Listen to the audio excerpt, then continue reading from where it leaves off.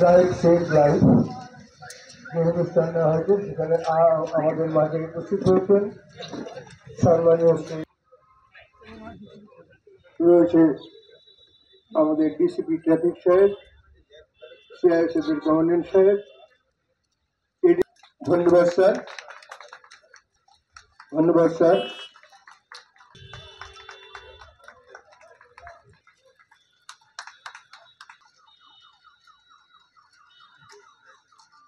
এবার যাত্রীর সাথে যারা ড্রাইভার রয়েছেন তাদেরকে অনুভূতি, অনুভব, হয়তো বিবেকের মানবিকভাবে আমরা মূল্য ডিসিপি ট্রাফিক আর আমার প্রিয় ড্রাইভার আর আমার police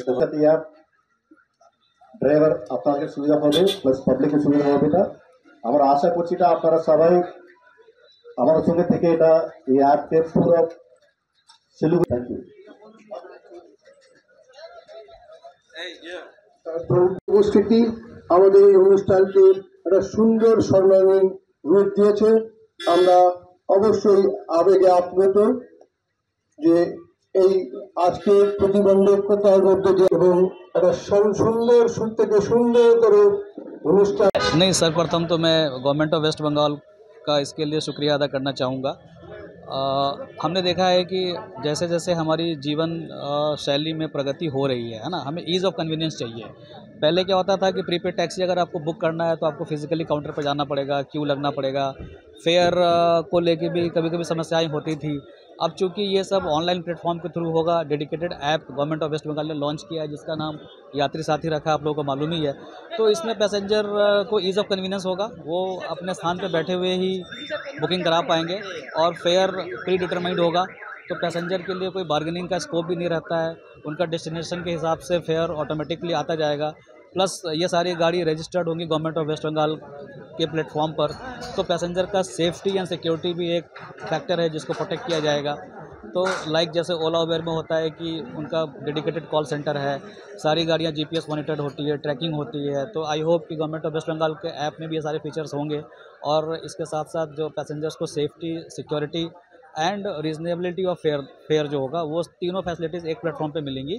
so I am very happy कि इस तरह का इनिशिएटिव लिया गवर्नमेंट ऑफ वेस्ट बंगाल ने, which was a much needed facility in fact, and it will give a win win situation to the taxi drivers, car owners as well as the passengers, because everything will be transparent. So that is a good thing, and we are actually endeavored to introduce those sorts of facilities which give transparency to its users. So in this way it is a win-win situation for all the stakeholders.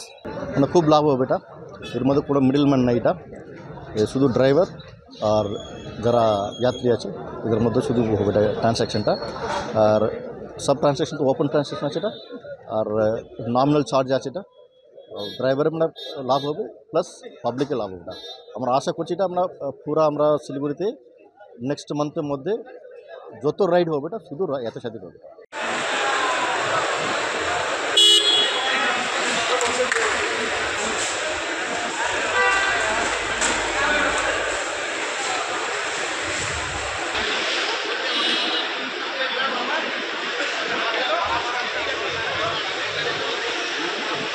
Drive save life যে অনুষ্ঠান নেওয়া হয়েছে সেখানে আমাদের মাঝে উপস্থিত হয়েছেন সম্মানীয়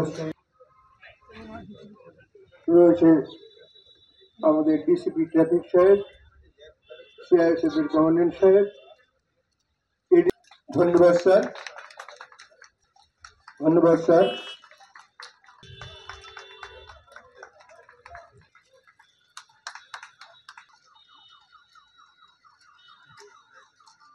এবার যাত্রীর সাথে যারা ড্রাইভার রয়েছেন তাদেরকে অনুভূতি, অনুভব, হয়তো বিবেকের মানবিকভাবে আমরা মূল্য। ডিসিপি ট্রাফিক আর আমার প্রিয় ড্রাইভার আর আমার পুলিশ ড্রাইভার আপনাদের সুবিধা হবে, প্লাস পাবলিকের সুবিধা হবে। এটা আমরা আশা করছি এটা আপনারা সবাই আমার সঙ্গে থেকে এটা এই অ্যাপকে পুরো শিলিগুড়ি। Thank you. অনেকই সুবিধা হলো, ভালোই হলো, আমাদের সব ড্রাইভারের জন্য সুবিধা হলো। দাম বেড়েছে, এটা চালু হলে পরে আরও ভালো হবে। এর আগে হচ্ছিল আপনাদের ভাড়ার জন্য ভেতরে গিয়ে যাত্রীদের খোঁজ করতে হতো, এখন যাত্রীরা অনলাইনের মাধ্যমে আপনাদের ডেকে নেবে। হ্যাঁ, কতটা সুবিধা হবে? এখন যাত্রীরা যদি এটা করে ভালোই হবে। এখন যাত্রীরা তো সেরকম হচ্ছে না এখন অবধি, মানে 2 দিন 3 দিন হয়ে গেল এখনও চালু হচ্ছে না, কেউ বুকিং হচ্ছে না, দু একজন হচ্ছে।